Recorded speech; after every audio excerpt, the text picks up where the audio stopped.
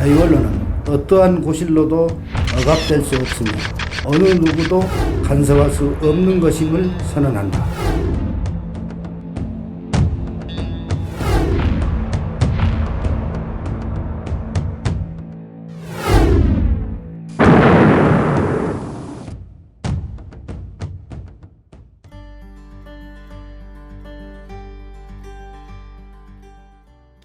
안녕하세요 시청자 여러분, 자유언론 실천TV에 오신 것을 환영합니다. 저는 오늘 사회를 맡은 뉴스톱의 김준일이고요. 오늘은 자유언론 실천TV가 개국을 하고 첫 방송을 하는 날인데요. 그래서 자유언론 실천재단의 이부영 이사장님 모시고 오늘 앞으로 어떤 활동을 자유언론 실천TV가 할지 얘기를 들어보도록 하겠습니다. 이사장님 안녕하세요. 안녕하세요. 반갑습니다. 요즘 더운데 어떻게 지내십니까? 뭐 다른 사람들 다 지내는데 나도 그렇게 지내죠. 예. 잘 지내고 있어요. 예전에 제가 국민TV에서 한번 이사장님 인터뷰를 했던 그 몇 년 전, 한 2, 3년 정도 됐던 것 같은데 네. 또 여전히 활동을 열심히 하시는 걸 보니까 참 마음이 좋습니다. 예. 감사합니다. 자유언론 실천TV가 이제 개국을 했는데 일단 어떤 재단 이사장으로서 상당히 감회가 남다르실 것 같아요. 좀 예. 어떤 마음이신지 좀 말씀해 주시죠. 자유언론 실천재단에서 이렇게 유튜브도 새로 만들고 또 오프라인 매체도 인쇄 매체도 만든다고 이렇게 하니까 아주 감회가 새롭습니다. 저희들은 벌써 오래전부터 그런 생각을 했었지만 제대로 하기가 어려웠어요. 이렇게 시작하니까 잘 해야죠 이제. 예. 자유언론 실천재단 뭐 아시는 분들은 굉장히 잘 아시겠지만은 또 처음 들어보시는 분들도 분명히 계실 거예요. 그래서 이게 언제 결성되고 어떤 단체인지 좀 설명을 해주시면 좋을 것 같습니다. 네, 한국 사회에서 언제 언론 자유 운동이 없었던 때가 있었습니까? 그런데 특별히 1970년대 초 박정희의 유신 체제 하에서는 언론 자유 요만큼도 허용하지 않으려고 그랬어요. 그러다 보니까 언론인들이 참을 수가 없었죠. 그게 들고 일어나서 유신 체제 이것은 도대체 언론 자유를 이렇게 숨조이게 만들어도 되는 것이냐. 그렇게 항의를 해서 특히 동아조선에서 수많은 언론인들이 그때 강제 해직을 당했습니다. 벌써 47년째 그들은 해직 언론인으로 남아 있습니다. 이들이 동아조선 자유언론 수호투쟁위원회라는 그 두 개 모임으로 해서 지금까지 계속하고 있고요.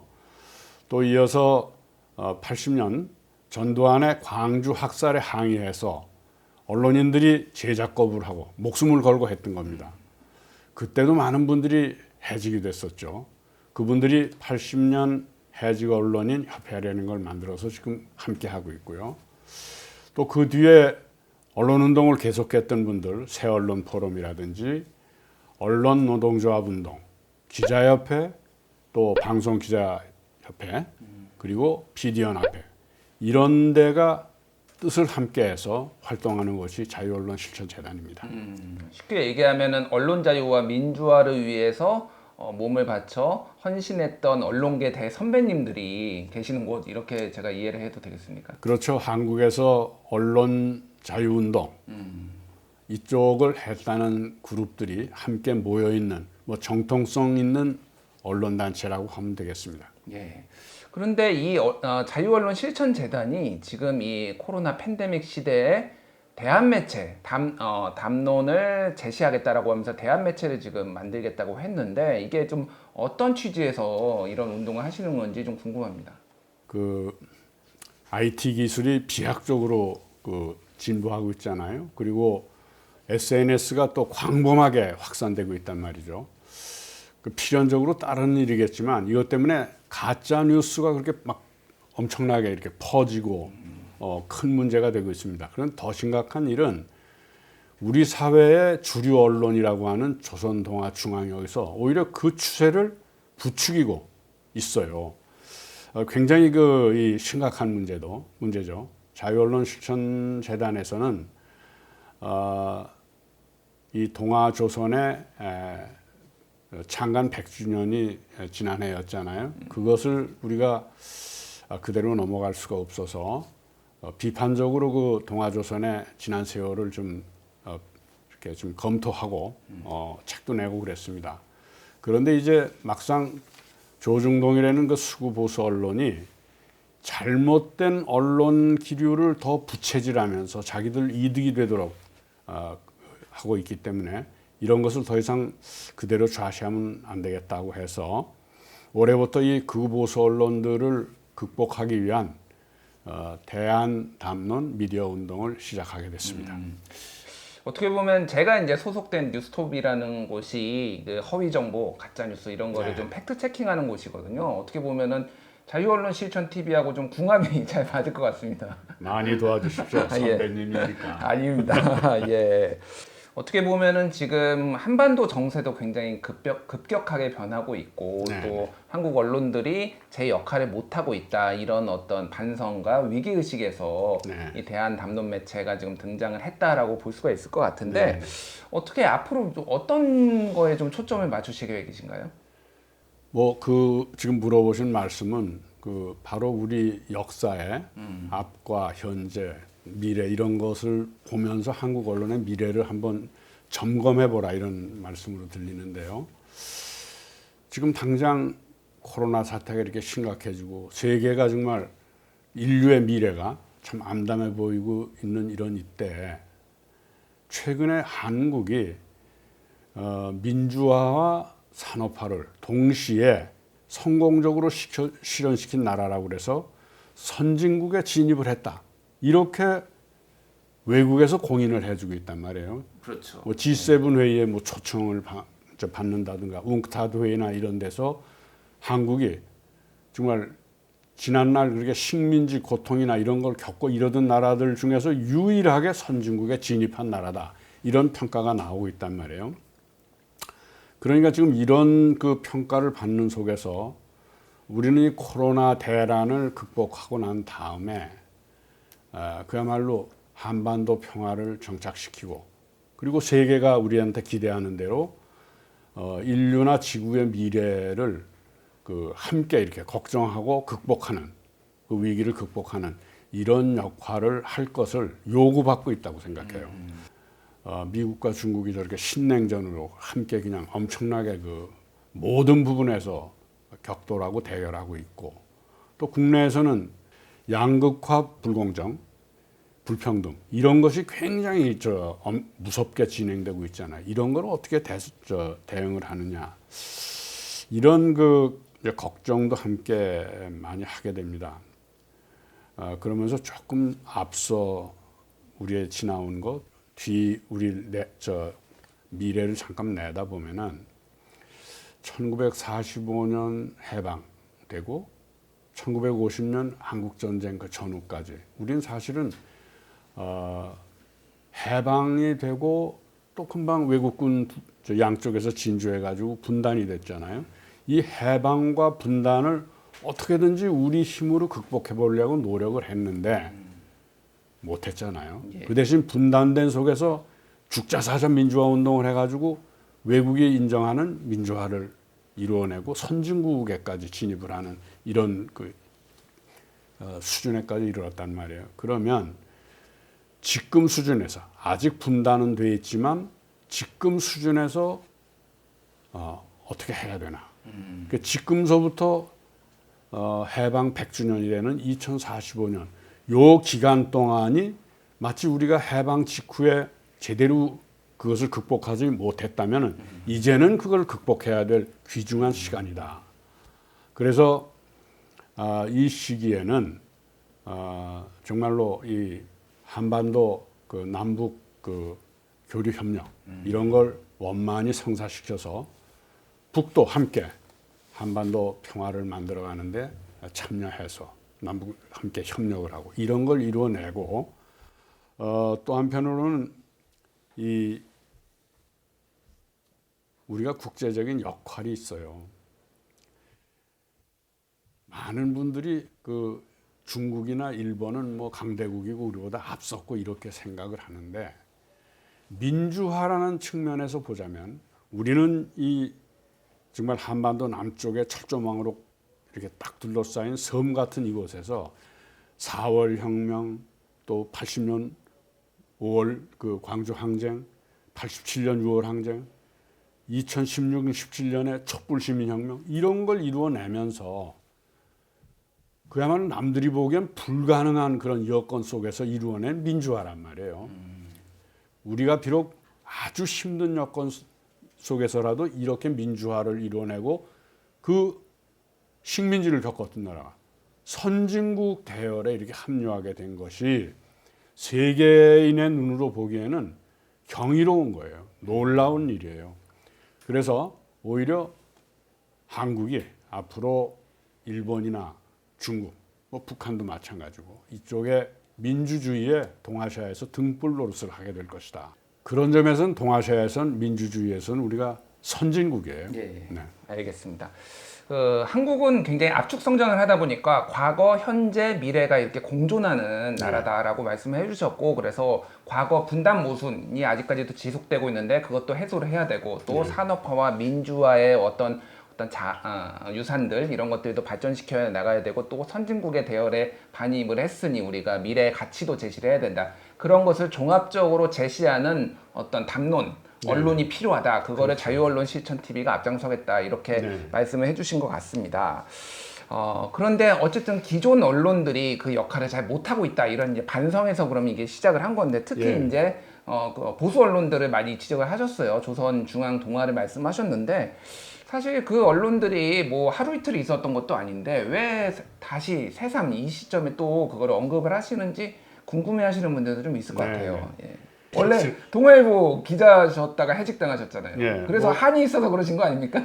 한이 없다고 하면 또 그것도 사실이 아니고, 그렇지만 한이 있다고 하더라도 우리 언론 전체 모습이나 또 우리나라가 앞으로 나아가는데 그 신문들이 어떤 역할을 하나, 이런 좀 객관적인 입장에서 좀 평가를 하고 그들에 대한 그 뭐 이렇게 좋은 길로 이렇게 오도록 권하기도 해야 된다고 봅니다. 그런데 이 조중동은요, 언론학자들이나 이런 분들이 얘기할 때 미디어 생성 소멸의 그 단계에서 이제 소멸 단계로 들어가는 그런 언론들이라 이거죠. 뭐 그래도 지금 그들이 가지고 있는 힘에 비추어 보면은 꽤 오랜 세월 동안 지체 현상을 가지면서 계속될 거로 보여져요. 그래서 우리들이 그 현대사에서 지금 이런 단계에 올라섰는데 이런 것을 계속 발목을 잡고 애물단지 노릇을 하려고 그런단 말이에요. 그것을 대한담론운동이나 이런 걸 통해서 특히 젊은 세대들이 여기 참여를 해서 좀 젊은 세대들은 조중동 별로 관심 없잖아요. 근데 조중동하고 관계가 없는 게 아니에요. 그들의 미래에 대해서도 조중동이 계속 발목을 잡고 자기들 중심으로 끌고 가고 있단 말이에요. 그걸 세대로 분열시키고 뭐 말도 안 되는 여성주의 이런 걸 가지고도 갈라놓고 젊은이들을 갈라놓고 이 짓들을 한단 말이에요. 그렇다면 앞으로도 이 극우 보수 언론들이 우리 민주공화국이 선진국으로 진입하는 길에 방해를 하지 않도록 새로운 담론을 제시해서 그들을 이겨가고 그들을 극복해가는 노력들이 있어야 되는데 저희처럼 나이 먹은 사람들만 해서는 안 되고 젊은 분들이 많이 좀 참여해달라 이런 얘기입니다. 알겠습니다. 그 조선일보가 사실 뭐 소멸 단계에 들어섰는지에 대해서는 이견이 좀 있을 것 같아요. 작년에 TV조선이 미스터 트롯으로 가장 많은 흑자를 낸 걸로 알고 있는데 어찌됐든 어떤 과거에 비해서 영향력은 확실히 줄어들었다. 밤의 대통령 뭐 이런 90년대는 이런 얘기까지 있었잖아요. 뭐 그런 취지의 말씀으로 이해를 했는데 여전히 공론장을 상당히 혼탁하게 하고 있다 이런 문제의식에서 좀 말씀하신 것 같아요. 그 최근에 이사장님이 그 조선일보의 칼럼 하나를 좀 주목을 하셨다고, 이게 조선일보가 공론장을 흐트리는 대표적인 사례다 이렇게 뭐 지적을 해주셨는데 그게 어떤 건지 좀 말씀해 주시겠어요? 칼럼이 2개입니다. 아, 2개인가요? 네. 그 뭐 지난 얼마 전까지 조선일보에 주필을 했던 칼럼니스트 김대중 씨가 최근에 2개 칼럼을 썼는데 하나가 7월 13일자가 요담 대통령을 정말 그 이 경험도 풍부하고 또 나라를 이끌어갈 여러 아이디어를 가진 경세가가 아니라 싸움꾼을 뽑아야 된다. 이렇게 얘기를 해놨어요. 무슨 뭐 정책이 어떻고 남북 문제가 어떻고 외교가 어떻고 이런 문제보다는 이 문재인 정부를 청소할 청소꾼이 필요하다. 이런 얘기를 해놨어요. 이건 완전히 대선판을 증오와 이념 대립, 이념 전쟁 이걸 부추기고 있는 거예요. 그리고 자기들 기득권에 봉사할, 자기들 말을 듣고 아무 생각도 없이 자기들 말만 잘 들을 사람, 이런 사람을 뽑아달라. 대통령이 되어야 한다.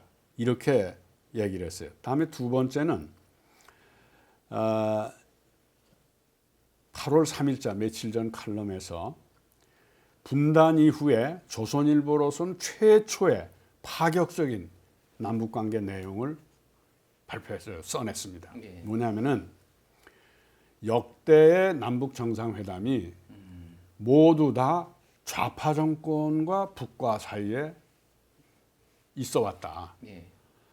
그런데 이건 보수적인 정권도 들어섰는데 보수적인 정권은 너무 반공을 앞세워서 그 북과 원만하게 정상회담을 이뤄내지 못했다. 앞으로는 그러면 안 된다. 이런 얘기를 했어요. 이때까지 조선일보가 남북 협상을 어떻게 대했습니까? 남북 관계를. 뭐 완전히 이거는 예. 반대했을 뿐만 아니라 그 추진하는 세력이나 그 인물, 개인들을 빨갱이로 몰아서 그렇죠. 마녀 사냥하듯 하지 않았어요? 그리고 뭐 그랬다- 대북 퍼죽 이론 맨날 그런 거 그렇죠. 강조하고 예. 그래서 이거를 그 전혀 반대쪽 얘기를 했단 말이에요. 그러고 뭐라고 얘기까지 했냐면 한 걸음 더 나가서 북한과의 그 평화공존이나 공동번영 과제는 그 북쪽과 남쪽의 보수 정권 사이에 그것이 원만하게 이렇게 이루어져야 가능하지. 진보 정권 하려면 너희들이 완전히 그 남쪽에다 공산주의를 퍼뜨리려고 그렇게 하는 거 아니냐. 그렇게 하기보다 앞으로는 북쪽 정권과 남쪽의 보수 정권 사이에 타협을 해서 해가는 게 오히려 그걸 순항할 것이다. 이렇게 써놨어요. 그런데요, 왜 그러면 김대중 전 주필이 이 시기에 자신이 이때까지 해왔던 주장을 완전히 반대로 뒤집어 엎고 그런 얘기를 펼치게 되느냐. 이걸 우리가 깊이 생각해야 돼요. 궁금하네요. 왜 그러는 건가요? 그렇죠. 7월 29일자 예. 미국의 Foreign Affairs라는 굉장히 그 중요한 외교- 외교 안보 그 예. 전문지입니다. 여기서 전 주한미군 사령관이었던 그 빈센트 브룩스라는 사람이 북한과의 대타협이라는 그런 제목으로 논문을 발표했어요. 예. 이것은 종전의 미국의 대한반도 정책은 DMZ로 분단을 고착시키고 북쪽을 그 완전히 이게 제재를 하고 해서 여기서 긴장을 조성해서 그냥 직궁과 같은 상태를 유지해 가는 것이었습니다. 어떻게 보면은 그 미국의 그 대한반도 정책에 대해서 그 빈센트 브룩스 전 사령관은 상당히 이 전향적인 반대되는 그런 그 논문을 발표한 거예요. 그러니까 쉽게 얘기하면은 북한을 동맹으로 끌어들여야 된다 이런 취지의 그렇죠. 얘기였잖아요. 예. 그 북한을 한미동맹의 일원으로 끌어들여서 대중국 봉쇄망의 일부로 편성하겠다 이런 뜻이었어요. 그래서 지금 다시 북한에 대해서 미국이 북한과 중국 사이를 디커플링 다시 분리시켜내는 이런 작업에 들어간 게 아니냐. 그런 것을 그 대표 지필해서 예. 쓴 사람이 브룩스 전 사령관이다라고 보이는데 조선일보가 그 흐름을 아주 재빠르게 이렇게 채서 이번에 정권도 교체하고 대북 관계도 보수 세력이 나서서 그걸 주도하겠다 이런 뜻이란 말이에요. 예. 이거는 저는 그 북이 그렇게 쉽게 미국이 그 미중 사이, 북중 사이를 갈라놓는다는 것에 쉽게 응할 리도 없으려니와 북이 자기들에 대해서 그렇게 그냥 온갖 폄훼를 하고 막 그 할 소리 못 할 소리 다 했던 그 이 보수 정권과 쉽게 그렇게 남북 대화에 응할 것이다. 그렇게 생각하기는 어려울 것 같아요. 그러나 미국의 정책이 그런 큰 변화를 일으킨다면 우리는 그 변화 속에도 여러 가지 변수가 있는 거란 말이죠. 꼭 뭐 미국이 바라는 대로만 하는 법이 어딨어요. 미국이 이렇게 이 큰 정책적 변화를 일으키는 거는 딴 게 아닙니다. 북의 핵무기, 대륙간 탄도미사일이 미국에 떨어지게 생긴 거예요. 조금 잘못하면은. 미국과 중국, 북한, 그 북방의 세 핵강국들이 미국을 겨냥을 한다면 미국 견디겠어요? 가장 그 떼어놓기 쉬운 북을 여러 가지 경제적 무슨 뭐 제재를 뭐 푼다든지 이런 당근을 가지고 띄어내려는 거란 말이죠. 거기에 한국더러 들러리 서라 이런 뜻이에요. 근데 그 들러리를 김대중 주필은 우리 보수 세력이 설게 너희들 한국의 진보 정권은 빨갱이야 믿지 마 뭐 이런 뜻이 담겨 있는 거예요. 제가 너무 말을 좀 투박하게 합니다만은 뭐 그런 거죠. 그 미국이란 그 강대국, 세계 최강대국은 한반도를 지난 70여 년 동안 그렇게 분단 상태로 전쟁도 또 치르고 이러면서 유지를 해왔고 여기서 한국의 민주화 노력으로 이런 정도로 선진국 대열에 이르렀단 말이에요. 이젠 미국이 오히려 한국이 필요한 거예요. 알겠습니다. 지금 어찌됐든 한반도는 굉장히 중요한 시기다. 이렇게 많은 이사장님도 보시고 많은 전문가들도 그렇게 보고 있는 것 같아요. 그래서 이 상황에서 어떤 뭐 각 주체들이 다 어떤 역할이 필요한데 특히 언론의 역할이라는 것이 굉장히 중요하다라고 볼 수가 있는데 언론은 무엇을 해야 될까요? 우린 이런 걸 좀 주목해야 돼요. 한류가 BTS가 김연아가 뭐예요? 누구 아들 딸이에요? 대한민국 민주주의의 아들 딸들이에요. 그런 사람들이 그렇게 꽃으로 피어나는 걸 보고 저 사람들은 어떻게 해서 저렇게 어려운 여건에서 저런 일들이 벌어지나? 한국에서는 어떻게 해서 저런 메시지가 계속 발신이 되나? 이런 걸 보고 있는 거예요. 정말 대한민국이 잘해야 돼요. 그런 점에서는 아직도 언론에서는 조중동이 우리를 대표하고 이런 것이냐 그들의 주장이 우리를 마치 끌고 가는 것이냐 안 돼요. 그들 주장대로 하면 이거 다 무너져 버려요. 알겠습니다. 한국이 전 세계의 특히 이제 개발도상국의 롤모델이고 전 세계가 우리를 주목하고 있는데 우리도 거기에 걸맞는 어떤 담론들 이런 미디어들이 좀 활동을 해야 된다라고 말씀을 하셨습니다. 그 최근에 이제 오프라인 매체도 같이 이제 잡지 형태의 매체도 지금 발간을 준비하신다라고 했는데 좀 우려도 됩니다. 누가 읽을 것인가? 이게 어떤 취지에서 이제 만드시는 거고 돈은 충분하신가요?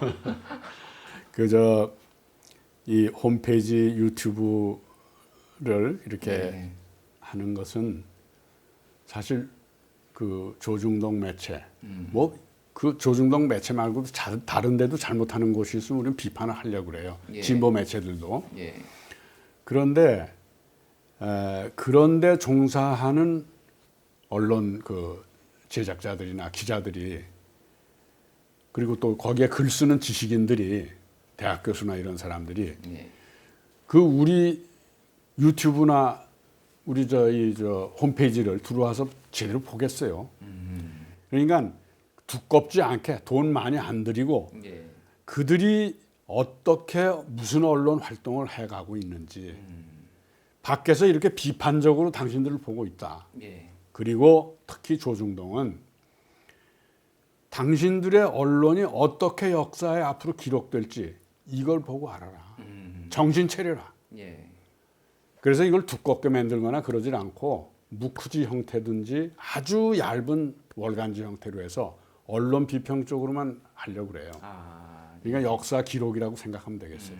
유튜브 뭐 영상도 좋지만은 어찌됐든 기록으로 남기는 거는 활자 텍스트로 남겨야 된다. 그래서 많은 돈을 안 들이는 선에서 만들겠다 말씀하셨고요. 근데 제가 놀랐던 게 여기에서 굉장히 많은 분들이 지금 필진으로 참여를 하시겠다, 또 후원자로 참여를 하시겠다라고 이제 그 명단을 봤는데 굉장히 유명하신 분들도 많고 좀 뭐라고 해야 될까요?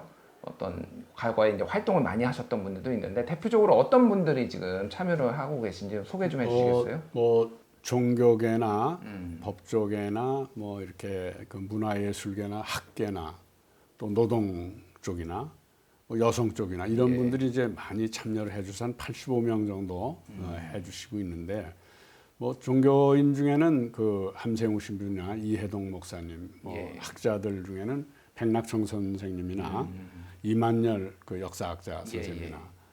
또 뭐 그 문화예술계 쪽은 신경림 시인이라든지 예. 황석영 작가나 현기영 작가, 뭐 연몽 문학평론가 이런 분들도 해주시고 많은 분들이 그렇게 하고 계세요. 하겠다고.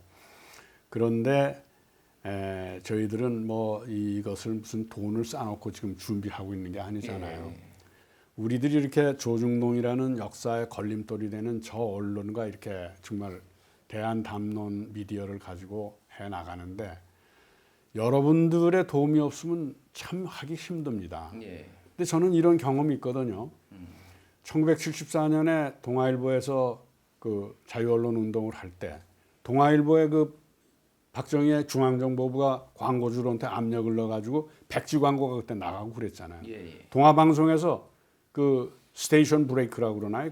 저 광고가 전부 다 끊겨서 없어가지고 아주 굉장히 고통을 겪었는데 그때 요만한 격려 광고. 동아야 힘내라. 난 동아 보는 맛에 세상 산다. 동아야 너 배신하면 나 이민 갈래? 예. 어느 이대생. 뭐 이런 광고들이 막 몰려 들어와서 마치 그게 민주주의 함성이 거기서 들려오는 듯했어요. 예. 저는 지난번 2016년, 17년 그 촛불 시위 때 그분들이 막 그렇게 함성을 지르면서 파도처럼 이러는 걸 보면서 유신 때는 우리가 그렇게 하지 못해도 격려 광고를 통해서 그런 현상이 나타났었죠. 예. 이미 그때도 촛불 시민혁명이 있었다는 거예요. 저는 이제 그런 걸 보면서 우리가 이런 운동을 하게 되면 아마 그런 그 격려 광고를 했던 그 70년대 시민들 또 최근에는 촛불 시민들 이런 분들이 무심치 않게 몰려들 거라고 봐요. 그리고 거기 이제 주로 나이 많은 분들이 그 많이 이번에 이렇게 참여하시고 그랬는데 저는 이런 분들은 앞에서 마중물 역할을 하는 거예요. 예. 앞으로는 젊은 분들이 해야 돼요. 알겠습니다. 예, 많은 분들이 이제 참여를 하고 계신데 그래도 더 많은 분들이 특히 젊은 분들이 좀 참여를 하시면 좋겠고 대한 담론 매체를 운영하는데 돈이 좀 많이 듭니다. 그래서 지금 화면 밑으로 지금 계좌번호가 후원을 하실 수 있는 계좌번호가 나가고 있는데 이 뜻에 공감을 해주시는 분들이라면은 좀 많이 후원도 해주시고 그리고 직접 참여를 하셔서 뭐 이렇게 유튜브에도 나온다든지 아니면은 글도 쓰면서 같이 이 운동을 하실 수 있으면 좋을 것 같습니다. 예, 1974년이었죠. 자유언론 실천 선언이. 예. 제가 그 해에 태어났거든요. 네, 그래서 굉장히 자유언론 실천 재단에 대해서 심정적으로 조금 뭔가 운명의 운명의 쌍둥이인가 뭐 이런 생각을 하고 있습니다. 자유언론 실천 재단 지금 추구하는 목표 그리고 이 자유언론 실천 TV가 앞으로 어떻게 해나갈 건지 좀 말씀해 주시죠. 저희들은 이 운명적으로 그야말로 자유언론 실천 선언에 이게 부둥켜 안겨져 있어요. 예. 그래서 그 자유언론에 나온 그때 우리가 국민들에게 실천하겠다고 약속했던 것 그런 것을 저희들이 생애 필생의 일로 삼고 살고 있습니다. 그때 이제 그 자유언론 실천선언에 나타났던 그 정신은 언론 자유는 다른 모든 자유를 자유케 하는 자유다. 본원적인 자유다. 언론인은 자기 자신이나 자기 집단의 이익이나 권력을 위해서 언론 활동하는 것이 아니다. 언론 자유라는 것은 어떤 한 사회가 숨쉬기 위한, 사회 전체가 숨쉬기 위한 이 맑은 공기와 같은 것이다. 그것을 지킬 의무는 거기 구성원들 모두에게 있다. 그런데 요즘 또 다시 문제가 되는 것이 공정과 정의라는 것이에요. 예. 그 옳게 산다고 한 사람들도 권력을 갖거나 그러면 공정과 정의를 자꾸 잊어버리는 경우가 있어요. 예. 그래서 저희 자유언론 실천재단은 이 공정과 정의를 지키기 위해서 거기에 따라서 생기는 모든 특권에 대해서 그야말로 책임 언론의 자세를 가지고 바로 잡아가 나가는 일을 계속하겠습니다. 예, 알겠습니다. 자유언론 실천재단. 오늘 이사장님 모시고 자유언론 실천 TV의 앞으로의 활동 계획에서 들어봤는데요. 저는 자유언론 실천 선언이 많은 언론인뿐만 아니라 국민들이 알아야 되고 이 실천의 선언의 취지가 좀 많이 확산이 되어야지 한국의 민주주의가 바로 설 수 있다라고 생각을 합니다. 그런 차원에서 재단의 활동 그리고 자유언론 실천 TV의 어떤 활동들을 응원하고 또 앞으로도 지켜보고 저도 열심히 참여하도록 하겠습니다. 다시 한번 말씀드리지만 아래에 계좌번호, 후원 계좌번호가 나가고 있는데 이 운동에 이 언론 운동에 동참하시는 분들은 많이들 후원을 해주시고요. 앞으로 더 좋은 내용, 알찬 내용으로 그리고 무엇보다 유익한 내용으로 저희는 찾아뵙도록 하겠습니다. 오늘 이사장님 바쁘신데 이 코로나 시국에 나와주셔서 너무 감사드리고요. 예, 앞으로도 또 영상에서 자주 찾아뵙도록 하겠습니다. 김 대표 오늘 이렇게 사회 맡아주셔서 감사합니다. 예, 아닙니다. 예. 공짜로 하지 않습니다. 농담이고요. 앞으로 열심히 하도록 하겠습니다. 저희는 다음 시간에 찾아뵙도록 하겠습니다. 감사합니다. 감사합니다.